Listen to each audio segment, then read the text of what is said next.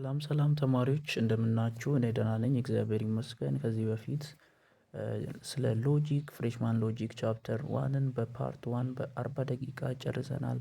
ይሄ ቻፕተር ቱ ነው። ቤዚክ ኮንሰፕት ኦፍ ሎጂክ የሚለው ነው። በፓርት ዋን ይሄን ዩኒት ለመጨረስ እንሞክራለን። ለዩቲዩብ ቻናል አዲስ የሆናችሁ ተማሪዎች ሰብስክራይብ፣ ላይክ፣ ሼር በማድረግ ፋይናሎችን ሚዶችን እንዲሁም አመቱን ሙሉ ፍሬሽማን ኮርሶችን የተለያየ ነገር እየሰራን እኛ ጋር እንድናልፍ ከፈለጋችሁ ሰብስክራይብ ማድረግን እንዳትረሱ። መልካም ጊዜ።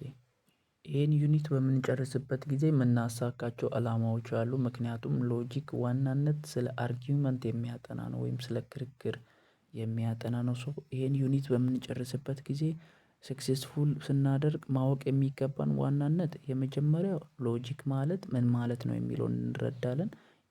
ሎጂክን ቤዚክ ኮንሰፕት እንረዳለን። ይሄን ስንጨርስ ሌላኛው ደግሞ አርጊውመንት የሚባለው ስንት አይነት የአርጊውመንት አይነት አለ? አርጊውመንት በውስጡ ምን አይነት ኮምፖኔንቶችን ይዟል?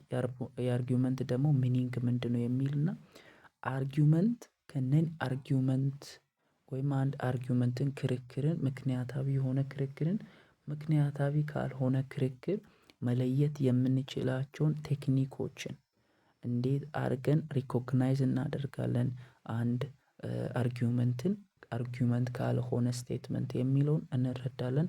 በጣም ኢንተረስቲንግ የሆነ ዩኒት ነው ማለት ነው። እስቲ መጀመሪያ ቤዚክ ጥያቄዎችን ከመመለስ እንጀምር ስለ ሎጂክ ማለት ነው።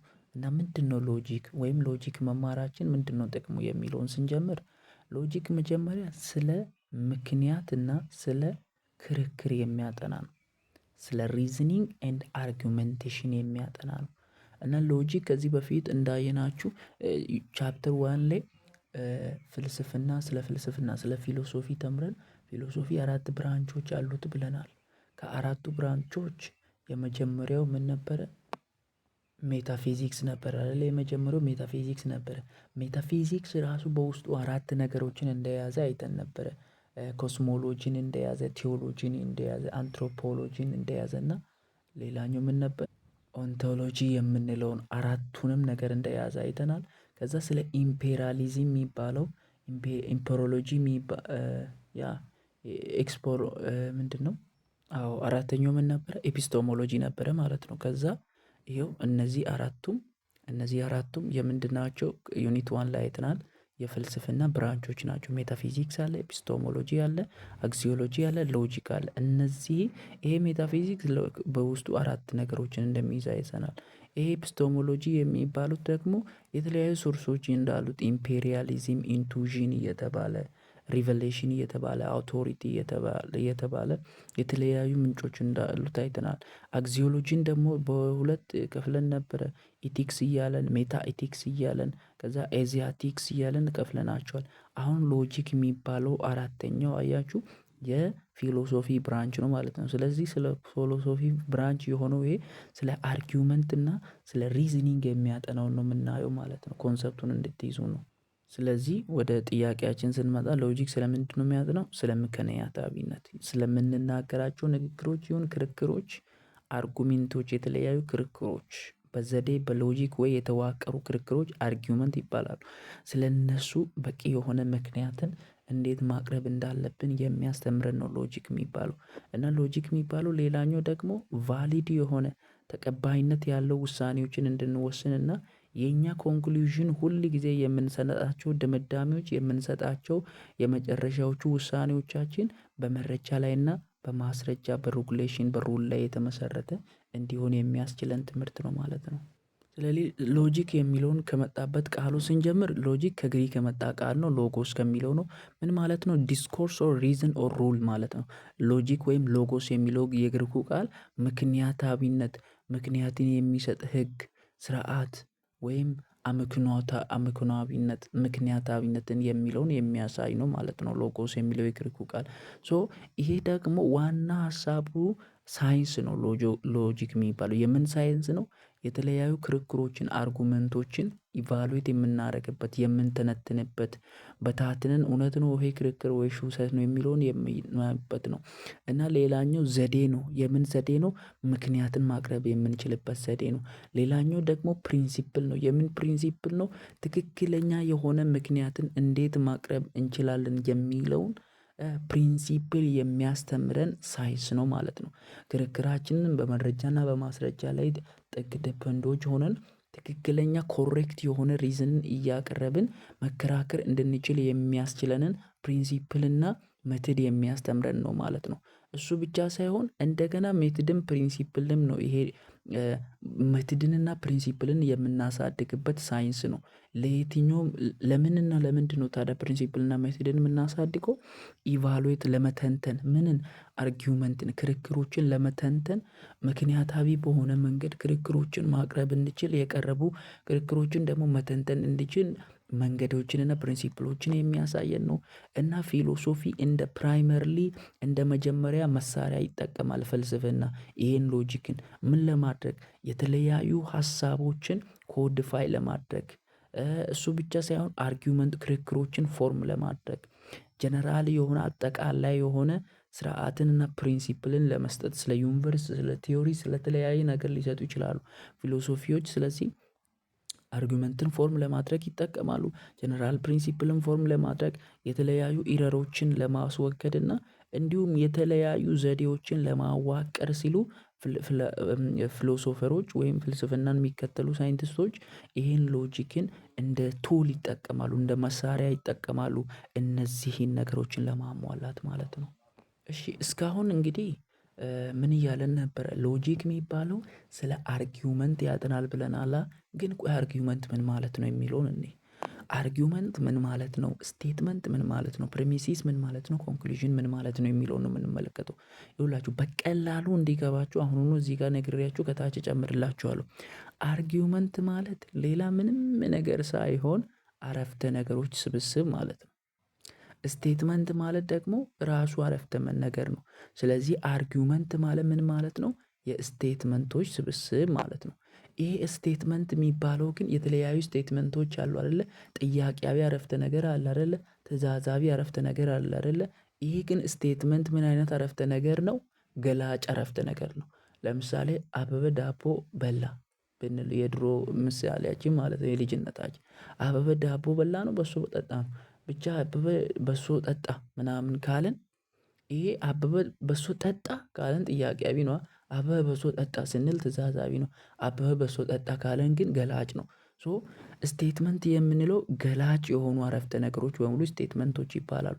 እነዚህ ስቴትመንቶች ከአንድና ከሁለት ከሶስት በላይ ሲሆኑ ምን ተብሎ ይጠራሉ? አርጊውመንት ተብሎ ይጠራሉ። እነዚህ ስቴትመንቶች በአርጊውመንት ውስጥ ያሉ ስቴትመንቶች ሁለት ሶስት ሊሆኑ ይችላሉ። አንደኛው ኮንክሉዥን ሲባል ሌላኛው ደግሞ ፕሪሚሲስ ይባላል። ፕሪሚሲስ የሚባለው ምክንያት የሚያቀርብ ሲሆን ወይም ማስረጃና መረጃ የሚያቀርበው ሲሆን ኮንክሉዥን የሚባለው ደግሞ የቀረበውና ማስረጃ ላይ ጥገኛ በመሆን መደምደሚያ የሚሰጥ ማለት ነው። ለምሳሌ አበበ ዳቦ በላ። ስለዚህ አበበ ሆዱን አሞት ትምህርት ቤት ቀርቷል ብል ሁለት አረፍተ ነገር ነው ያለው። አንደኛ አበበ ዳቦ በላ ስለዚህ ትምህርት ቤት ቀረ የሚል አለ። ስለዚህ አበበ ዳቦ በላ የሚለው አንድ ስቴትመንት ነው። ሆዱን አሞት ትምህርት ቤት ቀረ ካልኩም አንድ ስቴትመንት ነው። ስንት ስቴትመንት ሆነ? ሁለት ስቴትመንት ሆነ። እነዚህ ሁለት ስቴትመንቶች ምን ተብሎ ይጠራሉ? አርጊውመንት። ስለዚህ አበበ ዳቦ ስለበላ ያልኩት ፐርሚሲስ ነው። ስለዚህ ሆዱን አሞታል ካልኩ ኮንክሉዥን እየሰጠው ኮንክሉዥን ነው። ሶ ይሄን ኮንሰፕት ከያዛችሁ እንመለከት። እሺ ለምሳሌ እያወራሁ ስላለው ነገር በቀላሉ እንዲገባችሁ ይሄኛው አርጊውመንት ተብሎ ይጠራል። ሎጂክ ስለ አርጊውመንት ስለሚያጠና ይሄኛው አረፍተ ነገር ስብስብ አጠቃላይ ኤግዛምፕል አርጊውመንት ይባላል። አርጊውመንት በውስጡ ደግሞ ከሁለት በላይ ስቴትመንት ሊይዝ ይችላል። ለምሳሌ ኦል ኢትዮጵያን አር ሁሉም ኢትዮጵያውያን አፍሪካውያን ናቸው የሚል ስቴትመንት አለ። ስቴትመንት አንድ በሉ። ከዛ ጽዮናዊት ደግሞ ኢትዮጵያዊ ናት የሚል አረፍተ ነገር አለ። ሁለት አለ። ሁለተኛው ስቴትመንት አለ። ከዛ ዜር ፎሊዩ እና ጽዮናዊትም ለዚህ አፍሪካዊ ናት የሚል አለ። ሶስት አለ። አያችሁ የተለያዩ የስቴትመንቶች ስብስብ ምን ይባላል? አርጊውመንት ይባላል። እሺ ይሄን ከተረዳችሁ በኋላ እዚሁ ደግሞ እነዚህ ሶስቱም አንድ ሁለት ሶስቱም ደግሞ በአርጊውመንት ውስጥ የሚገኙ ስቴትመንቶች ለሁለት ይካፈላሉ በዋናነት አንደኛ ምክንያት የሚያቀርቡ አሉ ፐርሚሲስ ይባላሉ እነዚህ ሁለቱም ማለት ነው። ሁለቱም ምን የሚያቀርቡ ናቸው? ምክንያት የሚያቀርቡ ፐርሚሲስ ይባላል። ለምን ይኸውልህ ሁሉም ኢትዮጵያዊ አፍሪካዊ ነው ብሎ ያቀርባል። ጽዮን ኢትዮጵያዊ ናት እያለ ያቀርብና የመጨረሻው አረፍተ ነገርን ይኸው ስለዚህ ይልና ድምዳሜ ሊሰጥ ነው። ስለዚህ እያለ እየተንደረደረ ያለው ስለዚህ ጽዮናዊትም አፍሪካዊ ናት እያለ ነው። ምክንያቱም ሁሉም ኢትዮጵያውያን አፍሪካ ከሆኑ ጽዮናዊት ደግሞ ኢትዮጵያዊ ከሆነች ሁሉም ኢትዮጵያዊ ደግሞ አፍሪካዊ ከሆነ ጽዮንም ምንድን ናት? አፍሪካዊ ናት እያለ ነው። ስለዚህ የመጨረሻው ድምዳሜ ይሄኛው ምን ተብሎ ይጠራል? ፐር ኮንክሉዥን ተብሎ ይጠራል ማለት ነው። ስለዚህ አርጊውመንት የሚባለው በውስጡ ስቴትመንቶችን በውስጡ የያዘ ሲሆን አንደኛው ምክንያት የሚያቀርበው ፕሪሚሲስ ሲሆን ሌላኛው ደግሞ ድምዳሜ የሚሰጠው ኮንክሉዥን ተብሎ ይጠራል። ዲቴል እንመልከት። እሺ ስለዚህ አርጊውመንት ምን ማለት ነው የሚለውን እኔ አርጊውመንት ማለት ይኸው የስቴትመንቶች ስብስብ ነው። ይሄ የስቴትመንቶች ስብስብ ሁለት ነገር በውስጡ ሊይዝ ይችላል። አንደኛው ምን የሚሰጥ ነው? ምክንያት ዋን ኦፍ ሞር ኦፍ ዊች ክሌምድ ቱ ፕሮቫይድ ኤቪደንሲ መረጃ የሚሰጥ ነው። አንደኛው ስቴትመንት በዚህ አርጊውመንት ውስጥ ያለ መረጃ የሚሰጠው ይሄ ምን ተብሎ የሚጠራው ነው? ፕሪሚሲስ ተብሎ የሚጠራው ማለት ነው። ሌላኛው ደግሞ ይሄን መረጃ ተከትሎ ውሳኔ የሚሰጠው አዘር ፎሎ ዘ ኤቪደንሲ መረጃን ተከትሎ የሚመጣው ፎሎ ዘ ኤቪደንሲ ማለት መረጃ ከተሰጠ በኋላ ያን መረጃን ተከትሎ የሚመጣው ምን ሊሰጥ መደምደሚያ ሊሰጥ እሱ ምን ብሎ ይጠራል? ኮንክሉዥን ተብሎ ይጠራል ማለት ነው። ስለዚህ ከዲፊኒሽኑ ምን መረዳት እንችላለን? ፍሮም ዴፊኒሽን ማለት ነው አርጊውመንት የሚባለው የተለያዩ የስቴትመንቶች ስብስብ ነው። ልክ ነው። ግን ይሄ ስቴትመንት የሚባለው በሁለት ሊከፈል ይችላል። አንደኛው ፕሪሚሲስ ተብሎ ሁለተኛው ኮንክሉዥን ተብሎ ይጠራል ማለት ነው። ይሄ ግን ስቴትመንት ስንል ምን ማለት ነው? ስቴትመንት ስንል ዲክሌራቲቭ ስቴትመንት ነው። ትሩዝ የሆነ ቫልዩ አለው። ትሩ እና ፎልስ ጥያቄ እንጠየቃለን አይደለ? ለምሳሌ የኢትዮጵያ ዋና ከተማ አዲስ አበባ ነው ካለን ትሩ ኦር ፎልስ ብለን ነው የምንመልሰው አይደለ? የኢትዮጵያ ዋና ከተማ አዲስ አበባ ነውን ብለን ብንጠየቅ ትሩ ኦር ፎልስ አንልም። የኢትዮጵያ ከተማ አዲስ አበባ ሊሆን ይችላልንም በቃ ጥያቄያዊ ቢባል እኮ ትእዛዛዊ ቢባል ሳጀስቲቭ ጥያቄ ቢሆን መመለስ አንችልም። ነገር ግን ዲክሌራቲቭ ነው ማለት ገላጭ ነው። ስለዚህ በአርጊውመንት ውስጥ የምንጠቀመው አረፍተ ነገር ምንድነው? ምን አይነት ነው? ዲክሌራቲቭ ነው ማለት ነው። ይሄን ከተረዳን እዚህ ጋር ማወቅ ያለብን አለ። አርጊውመንት የሚባለው ሁል ጊዜ ጀስቲፋይ ሊያደርግ የሚፈልገው ተንትኖ ማወቅ የሚፈልገው ስለ ኮንክሉዥን ነው። ስለ ኮንክሉዥን መጨረሻ ላይ የተሰጡ ክሌሞች ምንድን ናቸው? መረጃው ምንድነው? መረጃው አንደኛ የቀረበው መረጃ ምንድነው? ፐርሚሲስ ማለት ነው። ፐርሚሲስም ባይ ዘ ዌይ ክሌም ተብሎ ይጠራል። መረጃ ከተሰጠ በኋላ መጨረሻ ላይ የተሰጠው መደምደሚያ ምንድነው? ኮንክሉዥኑ ማለት ነው። እሱም ክሌም ይባላል። ስለዚህ አርጊውመንት ስለ ክሌሞች ያጠናሉ ማለት ነው። ይሄ ክሌም የመጀመሪያው ክሌም ቅድም እንዳልኳችሁ ምን የሚያቀርብ መጨረሻ ላይ ውሳኔ የሚሰጥ ሊሆን ይችላል። ኮንክሉዥን ተብሎ ይጠራል በሲ ሌላኛው ክሌም ደግሞ ይሄ መጨረሻ ላይ ስለሰጠነው ውሳኔ የሰጠነው ውሳኔ ላይ መረጃን በማቅረብ ጀስቲፋይ የሚያደርገው ፐርሚሲስ ይባላል። በቀላሉ አርጊውመንት ምንድነው? የስቴትመንቶች ስብስብ ነው። ስቴትመንቶች ደግሞ ምንድን ናቸው? ዲክሌራቲቭ ሴንቴንስ ናቸው። ፐርሚሲስ ሊሆኑ ይችላሉ፣ ኮንክሉዥን ሊሆኑ ይችላሉ። ለምሳሌ እዚህ ጋር ተመልከቱ። የተለያዩ የሴንቴንስ አይነቶች አሉ አይደለ? ጥያቄያዊ ሴንቴንስ አለ። ውድ ዩ ክሎዝ ዘ ዊንዶው በሩን ዘጋው ምናምን። ይሄ ጥያቄያዊ ነው። ሌታስ ስቴት ቱጌዘር አውረን ይሄ ፕሮፖዛል የሆነ ነው። ራይቶን በቃ ትእዛዛዊ ነው። ኤክስክላሚኔሽን ነው። አይ ሳጀስት ዛት ዩ ቱ ሪፔር ፊሎሶፊ ቴክስት ይሄም ፊሎሶፊ መጽሐፍ እንድታነብ ሰጀስት አደርግሃለሁ። ጊቭ ዩር አይዲ ካርድ ናው። ይሄ ምንድነው? ትእዛዛዊ ናቸው። እነዚህ ሁሉ የምን አይነት ናቸው? የአረፍተ ነገር አይነት ናቸው።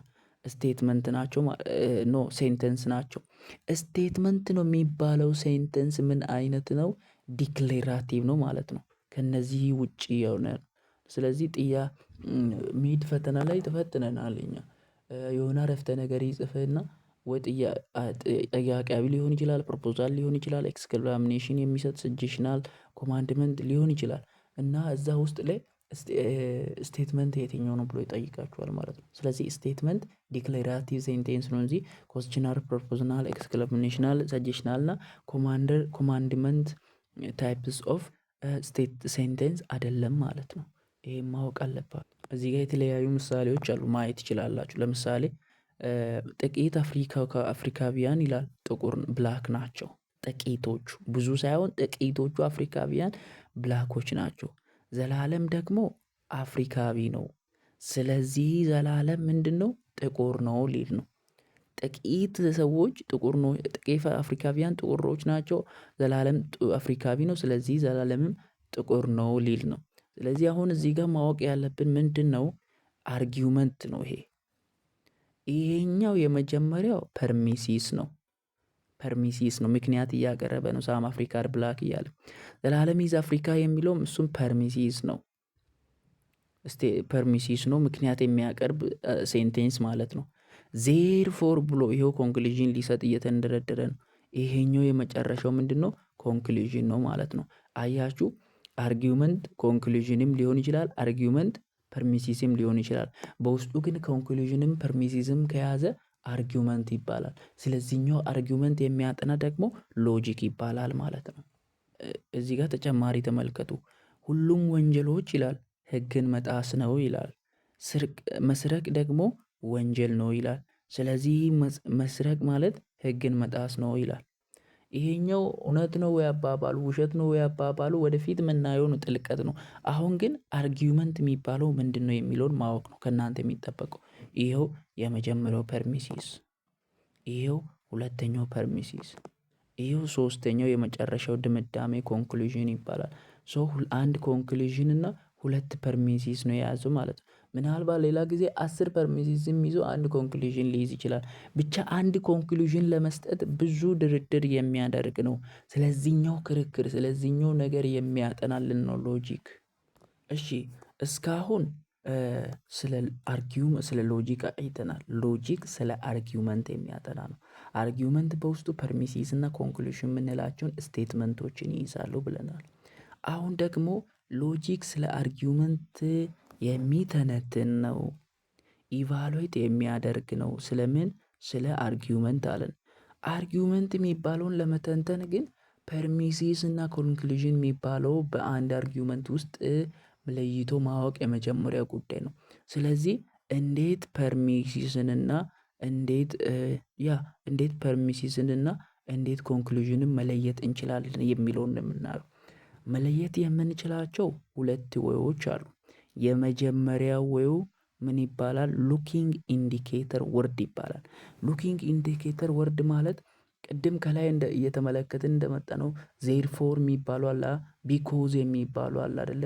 እነዚህ ኮንጁጌተር የምንላቸው አገናኞች እነሱን በማየት ነው። እነሱ ደግሞ በሁለት ይከፈላሉ። የመጀመሪያው ፐርሚሲስ ኢንዲኬተር ወርድ ይባላሉ። ሁለተኛው ኮንክሉዥን ኢንዲኬተር ወርድ ይባላሉ። በጣም ቀላል ሀሳብ ነው። ፐርሚሲስ ኢንዲኬተር ወርድ የሚባሉት ምክንያት ከመስጠታችን በፊት የምንጠቀማቸው ቃላቶች እነሱ ለሁለት ይከፍሉታል። ከሱ በፊት ያሉትን እንደ ኮንክሉዥን፣ ከሱ ኋላ ያሉትን እንደ ፐርሚሲስ አድርገን እንድናውቅ ያደርጉናል ማለት ነው። ምክንያቱም ሀሳባችን ፐርሚሲስን ኮንክሉዥን ብቻ መለየት ነው። ምንለየው የመጀመሪያው ፐርሚሲስ ኢንዲኬተር ወርዶችን በመጠቀም እንደ ሲንስ፣ እንደ ቢኮዝ፣ እንደ አንዲኬት፣ አስ ኢንዲኬትድ ባይ ኦዊንግ ቱ የመሳሰሉትን።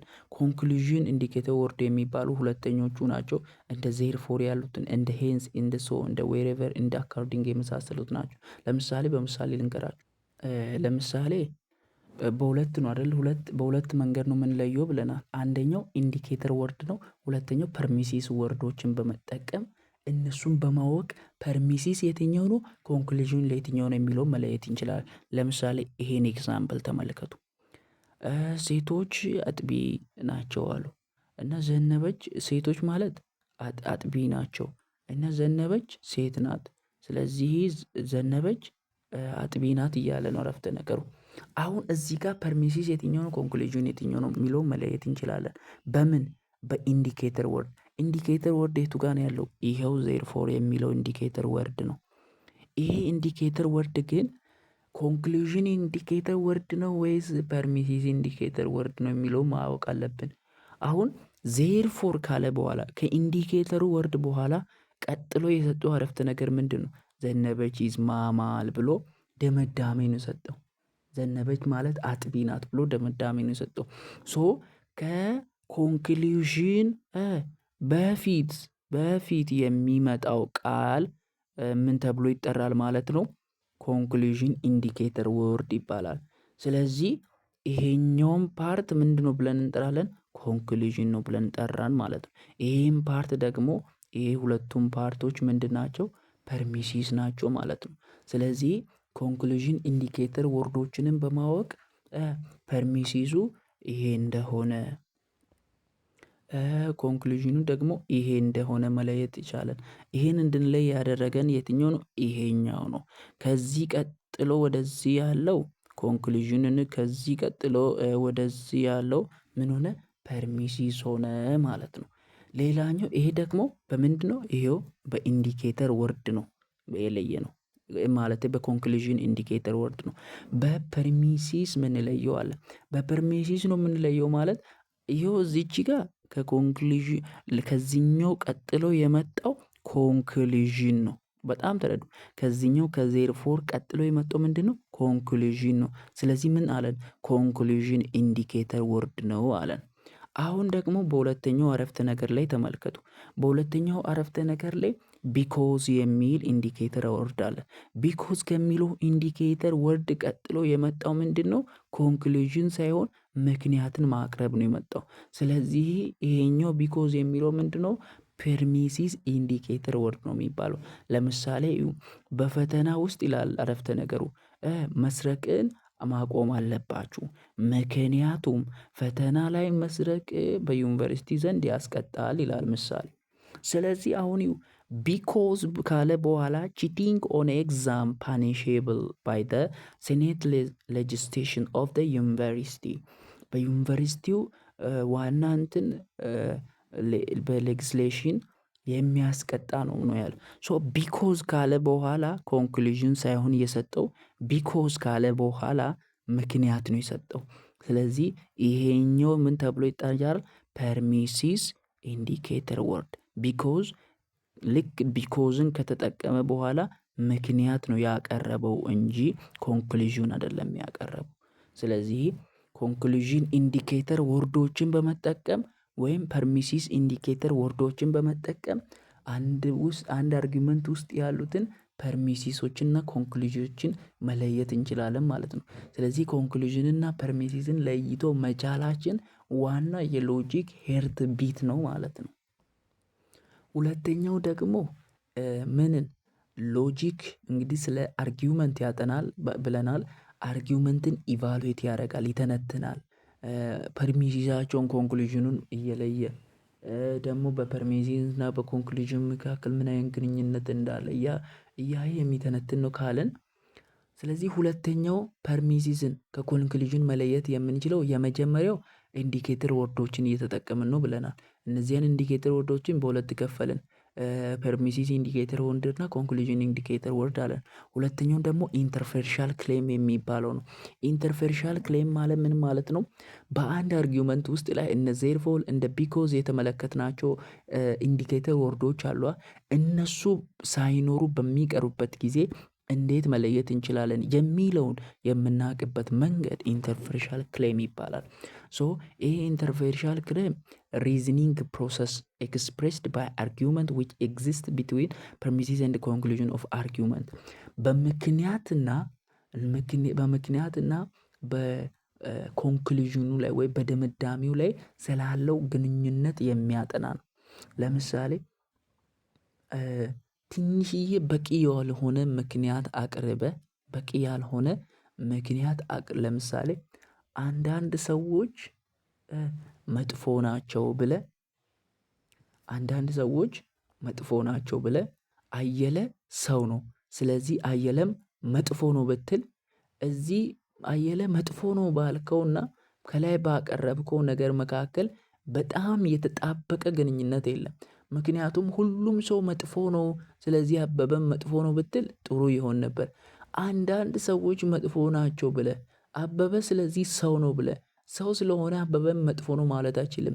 ምክንያቱም ከላይ በኩል አንዳንድ ሰው ብለህ ነው የጀመርከው እንጂ ሁሉም ሰው ስላላልክ አበበ ምናልባት በእንደዚያ አንዳንድ ሰዎች ውስጥ ላይካተት ይችላል።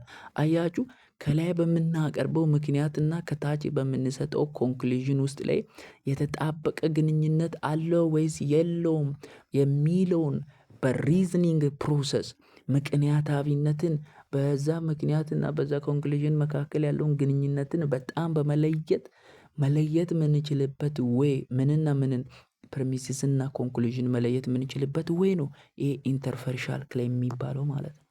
እና በአንድ አርጊውመንት ውስጥ ላይ ኢንዲኬተር ወርዶችን በምናጣበት ጊዜ አንድ ሰው ፕሪሚሲስ እና ኮንክሉዥን ለመለየት ማወቅ ያለበት አንደኛ የትኛው አረፍተ ነገር ነው ምንን ሊሰው which statement is claimed to flow from other ማለት ሌላውን ተከትሎ የሚመጣው ኮንክሉዥን ነው። ከላይ ኤቪደንሲ መረጃ ከተደረደረልህ እሱን ተከትሎ የሚመጣው ምንድነው ኮንክሉዥን ነው። ሶ የትኛው ስቴትመንት ነው ኮንክሉዥንን ተከትሎ የመጣው የሚለውን ማሰብ አለበት።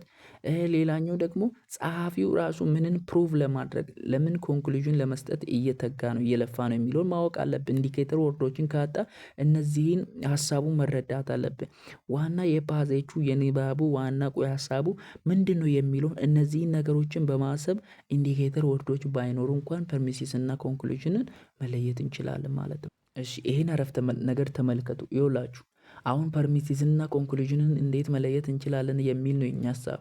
የመጀመሪያውን አይተናል ኢንዲኬተር ወርዶች ቢኖሩ ኢንዲኬተር ወርዶን ምናልባት ፐርሚሲስ ኢንዲኬተር ወርድ ሊሆን ይችላል ኮንክሉዥን ኢንዲኬተር ወርድ ሊሆን ይችላል። ሁለተኛው ግን እንዴት ኢንዲኬተር ወርዶች ከሌሉ መለየት እንችላለን የሚል ነው። እሱም መለየት የምንችለው በምክንያትና በኮንክሉዥን መካከል ስላለው ሪሌሽን ወይም ኢንተርፈርሻል ክሌም የምንለው በፐርሚሲስ እና በኮንክሉዥን መካከል ስላለው ስለተጠበቀው ግንኙነት ሪሌሽን በማጥናት ነው ብለናል። ለምሳሌ የመጀመሪያው ይሄን ኤግዛምፕል ተመልከቱ። ይሄኛው አርጊውመንት ነው ሎጂክ ስለ አርጊውመንት ነው የሚያጠናው። ስለዚህ ይሄ አርጊውመንት ደግሞ በውስጡ ኢንዲኬተር ወርዶች የሉትም።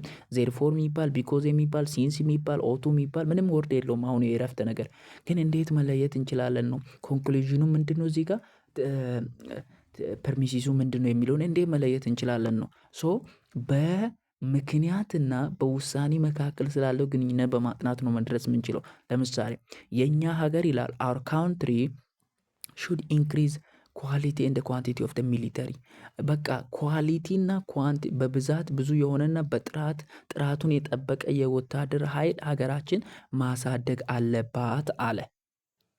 አያችሁ ይሄን ካለ በኋላ ኢትኒክ ኮንፍሊክት ስላለ እሺ ሀገር ውጪ የተለያዩ ሀገራት እኛን ለማስፈራራት እየሞከሩ ስለሆነ ዓለም አቀፍ የሆነ አሸባሪ ቡድኖች ስላሉ ብሎ ጸጥ ይላል።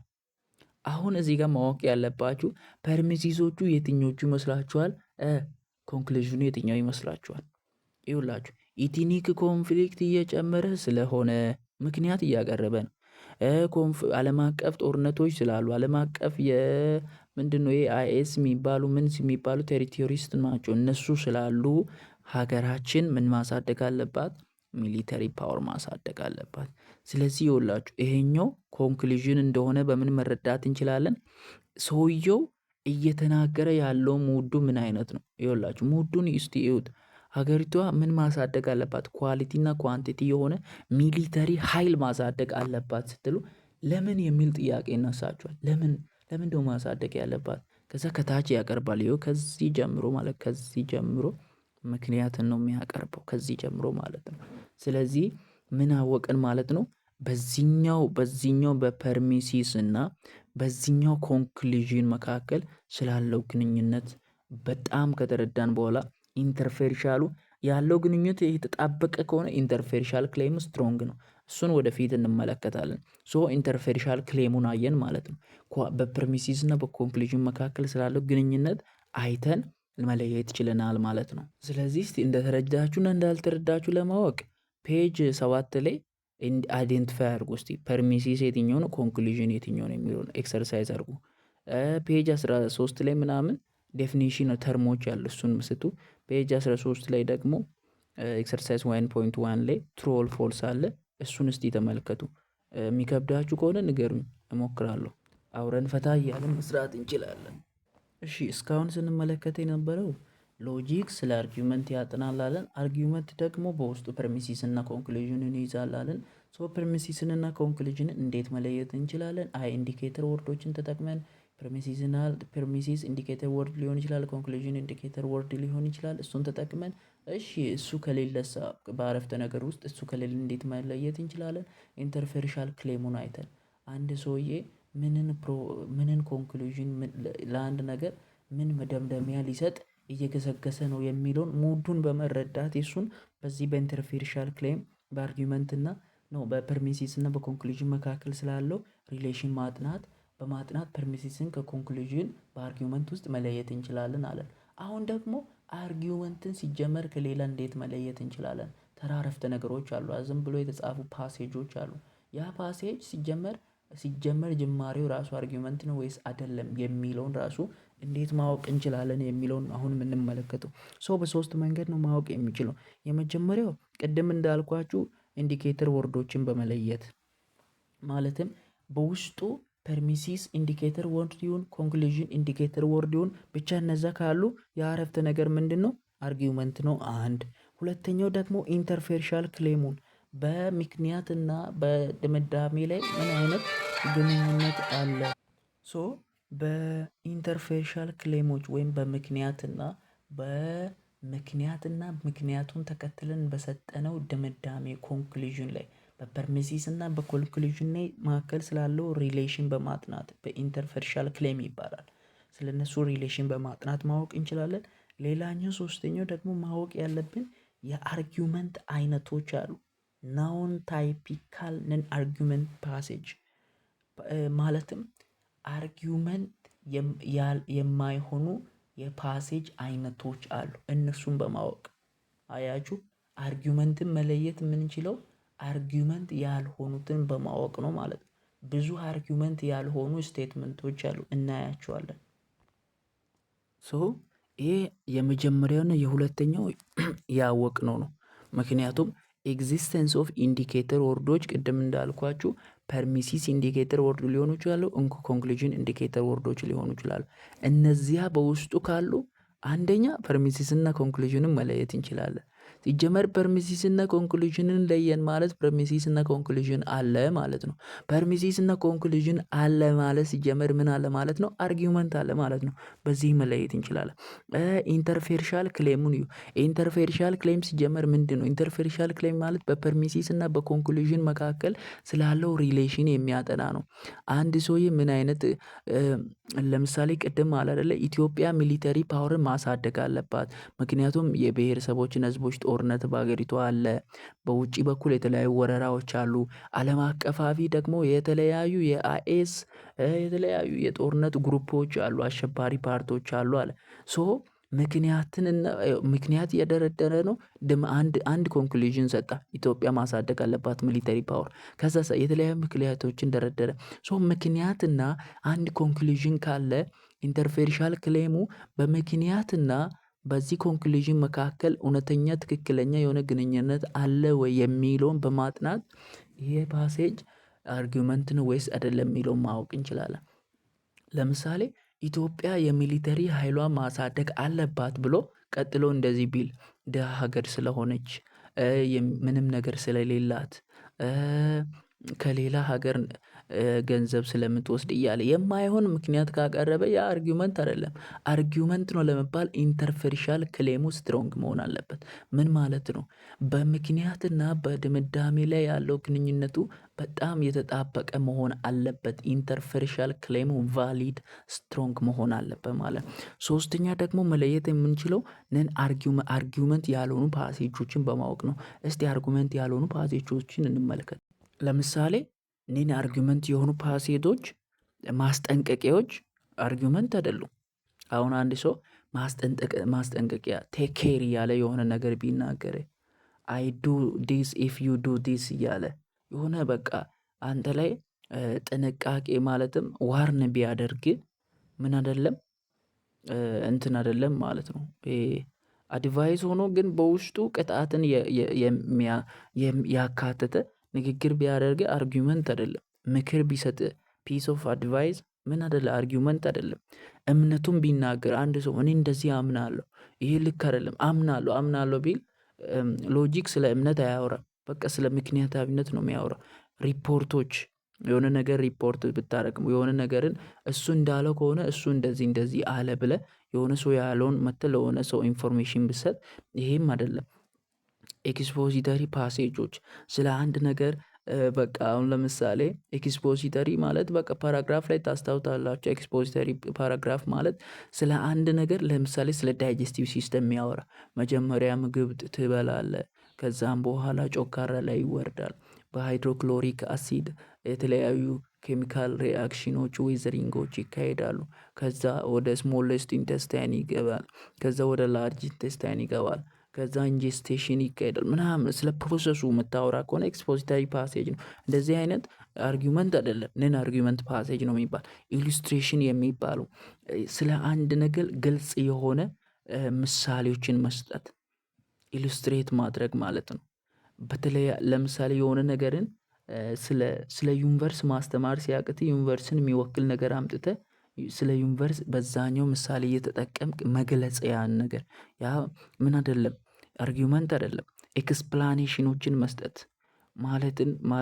ማለትም መተንተን የሆኑ ነገሮች መተንተን ይሄ ማለት ይሄ ነው ይሄ ማለት ይሄ ነው እያልክ ምናምን መተንተን አርጊመንት አይደለም። ሶ እነዚህን ነገሮችን ካወቅን ምን ማወቅ እንችላለን? አርጊመንትን ማወቅ እንችላለን ማለት ነው። የሆነ ዋርኒንግ በውስጡ የያዘ ፓሴጅ ቢመጣ ኦኬ ይሄ ዋርኒንግ ሲጀመር አርጊመንት አይደለም ብለን መለየት ይችላል። እምነቶች ቢመጡ እንደዚህ ነው ማምነው እያለ ምክንያት ሳያቀርብ ከተናገረ ያ ምን አይደለም ምንድነው አርጊመንት አይደለም ማለት ነው። እዚህ ጋር ግን ማወቅ ያለብን ኤክስፕላኔሽን እና አርጊመንት የሚመሳሰሉባቸው ነገሮች አሉ። ምክንያቱም እኔን አርጊመንት ፓሴጅ ውስጥ አንደኛው ኤክስፕላኔሽን ስላለን ግን የሚመሳሰላቸው ነገሮች አሉ። ለምሳሌ አርጊመንት ስንል በውስጡ ምንን ይዛል? ፐርሚሲስን ይዛል። ፐርሚሲስ ማለት አክሴፕትድ ፋክት ልንቀበል የምንችላቸው ምክንያቶችን የሚያቀርበው ፓርት ማለት ነው። ፐርሚሲስ የምንለው ሶ ፐርሚሲስ ላይ ምን ይሆንና ክሌምድ ይሆንና ፐርሚሲስ ላይ ይደገፍና ፕሩቭ ያደርጋል። ያ ፕሩቭ የተሰጠው የመጨረሻው ፕሮቪዥኑ ወይም መጨረሻ ላይ የተሰጠው ድምዳሜው ኮንክሉዥን ይባላል። ሶ ኮንክሉዥን እና ፐርሚሲስ የሚባለውን ነገር በውስጡ ይዛል። ምን አርጊመንት ማለት ነው። ኤክስፕላኔሽንም በውስጡ ሁለት ነገር ይይዛል። አንደኛው ኤክስፕሌንስ የሚደረገው ነገር አለ እንደ እውነታ መጀመሪያ የሚደረግ ነገር። ኤክስፕላንደም ማለት ደግሞ አክሴፕትድ የሆኑ ፋክቶችን ሲሰጥ ለምሳሌ ተመልከቱ። ይሄኛውን ተመልከቱ። ላሞች ግራስም ማለት ነው ዳይጀስት ማድረግ ይችላሉ አይደለ? ሰው ልጅ ደግሞ አይችልም። ምክንያቱም ሰው ልጅ ያልቻለበት ይላል የላሞቹ ዳይጀስቲቭ ሲስተም በውስጣቸው ይሄን ግራስ የሚባለውን ሳርን ዳይጀስት የሚያደርግ ኢንዛይም በላም ውስጥ ስላለ ነገር ግን በሰው ውስጥ ስለሌለ ይላል። አሁን እዚህ ጋር ተመልከቱ። እዚህ ጋር ላሞች ውስጥ ማለት ነው ላሞች ውስጥ ሳርን ዳይጀስት የሚያደርግ ኢንዛይም አለ ወይስ የለም? አለ። ኤክስፕላኔሽን ውስጥ ላይ ስለ ፋክት የሚያወራው ይኸው እዚህ ጋር ኢንዛይም አላቸው እያለ ነው። ይሄ ስለ ፋክት የሚያወራው ስቴትመንት ምን ተብሎ ይጠራል? ኤክስፕሌንደም አክሴፕትድ ፋክት ተብሎ ይጠራል። ዝም ብሎ ግን ላም እዚህ ጋር ይኸው ተመልከቱ። ላሞች ሳርን ዳይጀስት ማድረግ ይችላሉ፣ የሰው ልጅ ደግሞ አይችልም ብሎ ቀለል ብሎ ያስቀመጠው እሱ ኤክስፕሌንስ ይባላሉ። እንዴት እንዳልቻሉ ደግሞ ዲቴል መረጃ የሚሰጠው ፓርት ይሄኛው ምን ተብሎ ይጠራል? አክሴፕትድ ፋክት የሚያቀርበው ኤክስፕሌንደም ተብሎ ይጠራል። ስለዚህ ለፐርሚሲስ ደግሞ መጀመሪያ ፋክቱን ነው የሚያቀርበው። ይኸውላችሁ ለፐርሚሲስ ለአርጊመንት ሲሆን መጀመሪያ ፋክት ያቀርብና ነው ኮንክሉዥን የሚሰጠው። ለኤክስፕላኔሽን ደግሞ መጨረሻ ላይ ነው ፋክት የሚሰጠው። መጀመሪያ ላይ ግን ኤክስፕሌንስ ነው የሚሰጠው ማለት ነው። ይኸው እዚህ ጋር አክሴፕትድ ፋክት እዚህ ጋር ደግሞ መጀመሪያ ላይ ነው። እዚህ ጋር ያለው ደግሞ መጨረሻ ላይ ነው። ክሪስ ክሮስ ነው ማለት ነው። ይሄ ልዩነታቸውና ምስስልነታቸው ነው። ሌላኛው እንግዲህ ስለ አንድ ፕሪሚሲስ እና ኮንክሉዥንን እንዴት መለየት እንችላለን ስለሚለው እያወራን ነው። ሶስት ዌዮችን ነው አንድ አርጊመንት ፓሴጅን ከኔን አርጊመንት ፓሴጅ እንዴት መለየት እንችላለን ስለሚለው እያወራን ነው። የመጀመሪያው እንግዲህ ወይ ምንድነው ብለናል? ኢንዲኬተር ወርዶችን መለየት ነው። ሁለተኛው ኢንተርፌሻል ክሌም ነው። ሶስተኛው ኔን አርጊመንታል ፓሴጆችን መለየት ነው። አርጊመንታሊ ፓሴጅ ያልሆኑትን መለየት ነው ብለናል። የተለያዩ አርጊመንት ያልሆኑ ሴንቴንሶችን ወይ ፓሴጆችን አይተናል። የመጨረሻው ደግሞ ኮንዲሽናል ሴንቴንስ ነው። ኮንዲሽናል ሴንቴንስ አርጊመንት የሚሆንበትም የማይሆንበትም ጊዜ አለ። ግን የሚያመሳስላቸው ነገሮች አሉ። ለምሳሌ ኤክስፕላኔሽን ኤክስፕሌንስ እና ኤክስፕሌንድ እንደምንለውን እንደያዘ አርጊመንት ደግሞ ፐርሚሲስ እና ኮንክሉዥን ነገር የሚባለውን እንደያዘ ኮንዲሽናል ሴንቴንስ እንደገና በውስጡ ሁለት ነገሮችን ይዛል። አንቲሴንት እና ኮንሲኩዌንት የሚባል ነው። ለምሳሌ ኢፍ ካለን በኋላ ለምሳሌ እዚህ ጋር ተመልከቱ። ይችኛው ምሳሌ ኢፍ ዩ ስቴዲ ሃርድ እሺ ዩ ዊል ፓስ ዘ ግሬድ እና ከኢፍ ቀጥሎ የሚመጣው አለ ዩ ስቴዲ ሃርድ የሚባለው እሱ አንቲሴንድ ተብሎ ይጠራል። እዚህ ጋር እዩ አንቲሴንድ ተብሎ ይጠራል። ከዛ ዩ ዊል ስኩዌር ኤ ጉድ ኤግዛም የሚባለው አለ። ይሄ ኮንሲኩዌንት ተብሎ ይጠራል ማለት ነው። ሁለት ነገሮችን በውስጡ ይዛል። አንዳንድ ጊዜ ግን በኮንዲሽናል ስቴትመንት እና በአርጊመንት መካከል ያለውን ግንኙነት ስናጠና እንደዚህ ብለን መጨረስ እንችላለን። የመጀመሪያው ሲንግል የሆነ ኮንዲሽናል ስቴትመንት አርጊመንት ሊሆን አይችልም። ለምሳሌ እዚህ ጋር ኢፍ ዩ ስቴዲ ሃርድ ዩ ዊል ፓስ ዘ ኤግዛም ብንል ምን ሆኖ አሁን እዚህ ጋር እንትኑ የሚመስለው አርጊመንቱ አይመስልም። አንደኛ እዚህ ጋር ፐርሚሲስ አላቀረበም። ሁለተኛ ኮንክሉዥን አላቀረበም። የግድ ሁለት ነገር መኖር አለበት አርጊመንት ለመባል። የሆነ ፓርቱ መረጃ የሚሰጥ ማስረጃ የሚያመጣ ሌላኛው ደግሞ በማስረጃና በመረጃ ላይ ቤዝድ ሆኖ ኮንክሉዥን የሚሰጥ ስቴትመንት መገኘት አለበት አርጊመንት ለመባል። ሲንግል የሆነ ኮንዲሽናል ደግሞ ይሄን ማሟላት ስለማይችል አይችልም። እሱ ብቻ ሳይሆን ኮንዲሽናል ስቴትመንት ማለት ነው ለብቻው እንደ ፐርሚሲስ እና እንደ ኮንክሉዥን ብቻ ሊያገለግል ይችላል።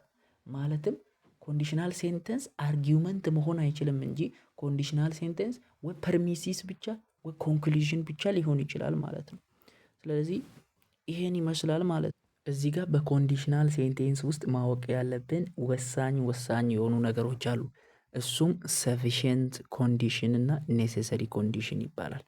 ሰፊሽንት ኮንዲሽን ለምሳሌ ኤ ሰፊሽንት ኮንዲሽን ነው ለቢ ማለት ምን ማለት መሰላችሁ? ኤ የሚባለው ነገር ሀፐን ከሆነ ቀጥሎ ቢ የሚባለውም ነገር ሀፐን መሆን አለበት የሚል ነው። ነገር ግን ኤ የሚባለው ነገር ሀፐን ባይሆንም ቢ የሚባለው ነገር በሌሎች ምክንያቶች ለተነሳ ሊሆን ይችላል ማለት ነው። ገባችሁ?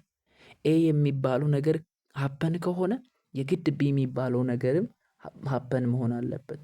ነገር ግን ኤ የሚባለው ነገር ባይፈጠርም ቢ የሚባለው ነገር ሊፈጠር ይችላል። 100% ቢ የሚባለው ነገር 100% ለኤ ጥገኛ አይደለም።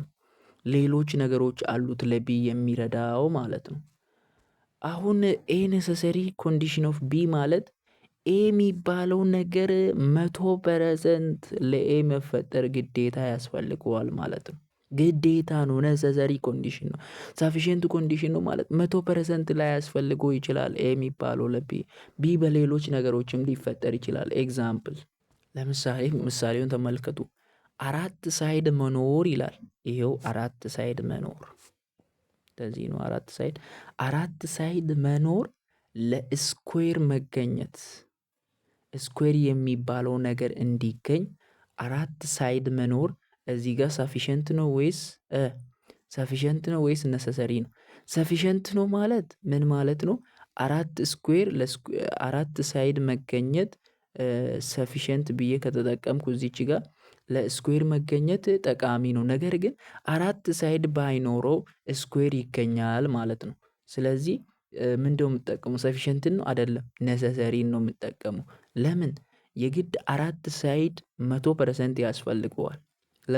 ለስኩዌር ስኩዌር የሚባለው ነገር ለመገኘት የግድ 4 ሳይድ ስለሚያስፈልገው የግድ በጣም የሚያስፈልገው ነገር ምን ይባላል? ነሰሰሪ። አሁን ለምሳሌ ሀብታም ለመሆን ይላል ሎተሪን ሀብታም ማሸነፍ ሎተሪን ማሸነፍ ሀብታም ለመሆን ነሰሰሪ ነው አስፈላጊ ነው ወይስ ነሰሰሪ ነው ወይስ ሰፊሸንት ነው? ሰፊሸንት ነው ካላችሁ ምን ማለት ነው? ምን እያላችሁ ነው? ሎተሪ መውጣት ሀብታም ለመሆን ለሰው እውነትም ሀብታም ያደርጋል።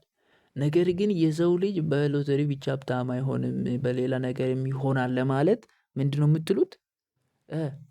ሰፊሸንት ነው የምትሉት።